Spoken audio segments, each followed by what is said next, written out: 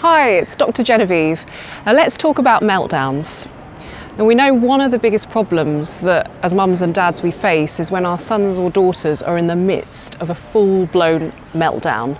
And it feels like nothing we say to them or do can actually help calm them down. It's so easy to feel like a failure or that you're doing something wrong. But what I find really helpful for parents is if they have a bit more understanding of how their child's brain works. So it's not as complicated as it sounds. Basically, your child's brain is divided into two halves. So the thinking brain here at the front, which is in charge of logic, rational reasoning and problem solving. And then the emotional brain, which is here at the back, which helps us to control our big emotions like anger and frustration.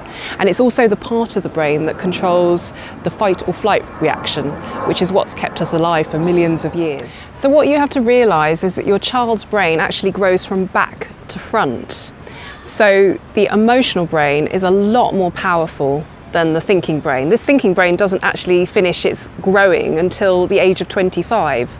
So just think about as an adult, when you're in the grip of really strong emotion like anger, how difficult it is for you to actually think clearly. Well, it's that much more difficult for our kids whose thinking brain is just not fully developed yet. So the natural thing as parents that we want to do is to reason with our kids or try and persuade them to calm down. But actually that's just not going to work because the thinking brain has gone offline. It's literally offline because the emotional brain has completely taken over.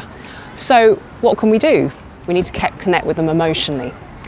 And here are my 3 top tips. So number 1, you have to realise that your children take their emotional cue from you. So if you're actually losing it, then you can't expect your kids to calm down. So you need to do whatever it takes to calm yourself down, whatever it takes. That needs to be the priority, self-care.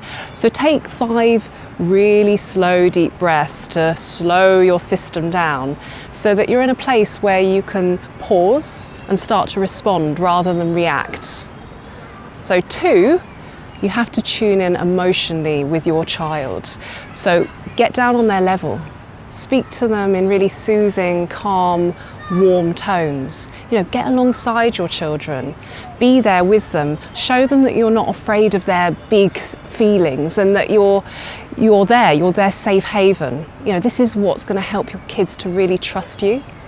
So more important than any words that you say, it's about that calm presence that you provide. And point 3, giving a hug to your kids can really help, big hug. So not all children like hugs, particularly if they're in the midst of a meltdown in that fight or flight mode. So, trust your judgment here. But a hug can really help to soothe the physiological system down, and it can help your child's thinking brain to come back online. So then you can actually talk to them because they can actually hear what you're saying. So I've got so much more to say on this topic, but that's all for now.